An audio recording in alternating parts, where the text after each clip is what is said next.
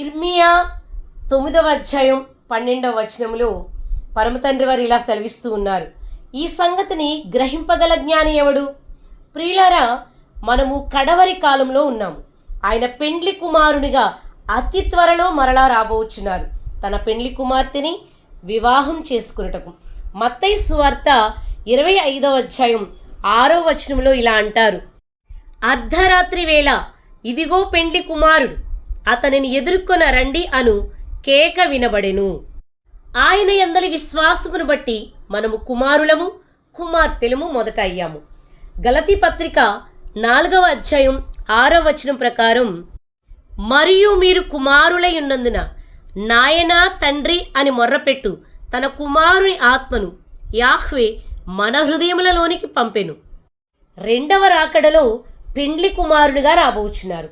పెండ్లి కుమార్తెలు ఏ చిన్న మచ్చ, డాగు, కలంకము, ముడత ఉన్నచో, ఏ చిన్న అతిక్రమము ఉన్నా లేఖనాలకు వ్యతిరేకంగా సుమా తన రెండవ రాకడలు వివాహం చేసుకొనకుండా మనలను విడిచిపెట్టగలరు. పరిశీలనలోనికి వెళ్ళినట్లయితే ఆది కాలంలో జనులు తనకిచ్చిన మార్గమును చెరిపివేసుకున్నందుకు జలప్రళయం ద్వారా వారిని నాశనం చేసెను. ద్వితీయోపదేశకాండం 31వ అధ్యాయం 29వ వచనంలో మోషే వారు ఇలా అంటారు, ఏలయనగా నేను మరణమైన తరువాత మీరు బొత్తిగా చెడిపోయి నేను మీకు ఆజ్ఞాపించిన మార్గమును తప్పుదురనియు ఆ దినముల అంతమంది కీడు మీకు ప్రాప్తమగుననియు నేను ఎరుగుదును.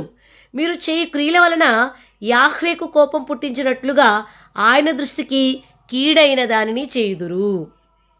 అనగా గైకొనవలసిన ఆజ్ఞలను గైకొననందులకు భయంకరమైన కీడును అనుభవింపజేయటమే కాకుండా చెరకొని పోబడ్డారు. 2వ దినవృత్తాంతాలు 36వ అధ్యాయం 15వ వచనం నుంచి 20వ వచనం వరకు మనం చూసినట్లయితే, వారి పితరుల తండ్రైన యాహ్వే తన జనులయందును తన నివాస స్థలమందును కటాక్షము గలవారై వారి యొద్దకు తన దూతల ద్వారా వర్తమానం పంపుచూ వచ్చెను. ఆయన పెందలకడ లేచి పంపుచూ వచ్చినను వారు యాహ్వే దూతలను ఎగతాళి చేయుచు ఆయన వాక్యములను తృణీకరించుచు ఆయన ప్రవక్తలను హింసించుచూ రాగా నివారింపశక్యం కాకుండా యాహ్వే కోపము ఆయన జనుల మీదికి వచ్చెను. ఆయన వారి మీదికి కల్దీయుల రాజును రప్పింపగా అతడు వారికి పరిశుద్ధ స్థలముగానున్న మందిరములోనే వారి యవ్వనులను ఖడ్గము చేత సంహరించెను. అతడు యవనుల యందైనను యువతుల యందైనను ముసలివారందైనను నెరసిన వెంట్రుకలు గల వారి యందైనను కనికరింపలేదు. యాహ్వే వారి అందరినీ అతని చేతికి అప్పగించెను. మరియు బబులోను రాజు పెద్దవేమి చిన్నవేమి యాహ్వే మందిరపు ఉపకరణములన్నిటినీ, యాహ్వే మందిరపు నిధులలోనిదేమి, రాజు నిధులలోనిదేమి, అధిపతుల నిధులలోనిదేమి దొరకిన ద్రవ్యమంతయు బబులోనునకు తీసుకుని పోయాను. అదియుగాక కల్దీయులు యాహ్వే మందిరమును తగులబెట్టి యెరూషలేము ప్రాకారమును పడగొట్టి దాని యొక్క నగరులన్నింటినీ కాల్చివేసిరి. దానిలోని ప్రశస్తమైన వస్తువులన్నిటినీ బొత్తిగా పాడు చేసిరి. ఖడ్గము చేత హతులు కాకుండా తప్పించుకున్న వారిని అతడు బబులోనుకు తీసుకుని పోయెను. రాజ్యము పారసీకుల దగు వరకు వారు అక్కడనే ఉండి అతనికిని అతని కుమారులకును దాసులైరి. మరియు ప్రపంచం అంతా చెదరగొట్టబడినారు. ఈ చివరి కాలంలో క్రైస్తవులు ప్రపంచం అంతా సముద్రపు ఇసుకలాగా ఉన్న ఈ చివరి కాలంలో అనగా రెండవ రాకడలో విశ్వాసం కనుగొందునా అని ఆదిలోనే లూకాసు వార్త 18వ అధ్యాయం 8వ వచనంలో ప్రవచించడం జరిగింది.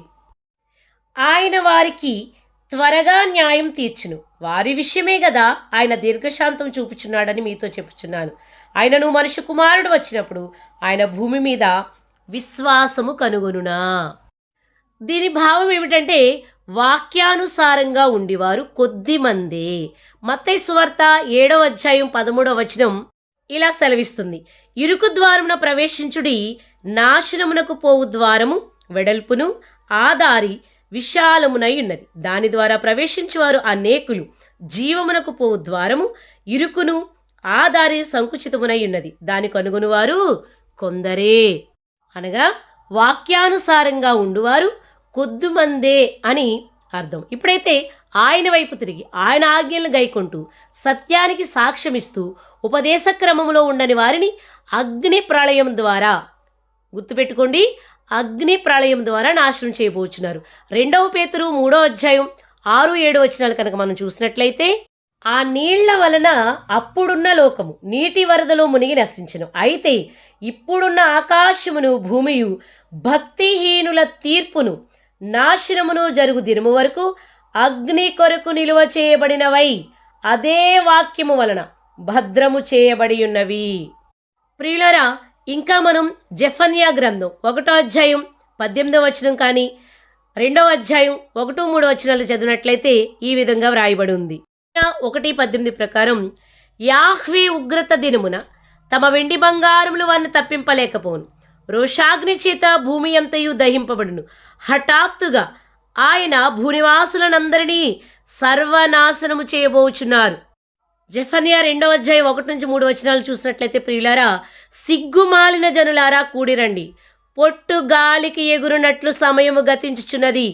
విధి నిర్ణయము కాకమునుపే, యాహ్వే కోపాగ్ని మీ మీదికి రాకమునుపే, మిమ్మును శిక్షించుటకై యాహ్వే ఉగ్రత దినము రాకమునుపే కూడిరండి.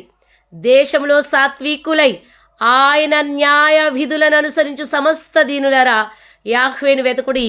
మీరు వెతకి వినయము గలవారై నీతిని అనుసరించిన ఎడల, అనగా ఆయన ఆజ్ఞలను కట్టడలను అనుసరించిన ఎడల, ఒకవేళ ఆయన ఉగ్రత దినమున మీరు దాచబడుదురు.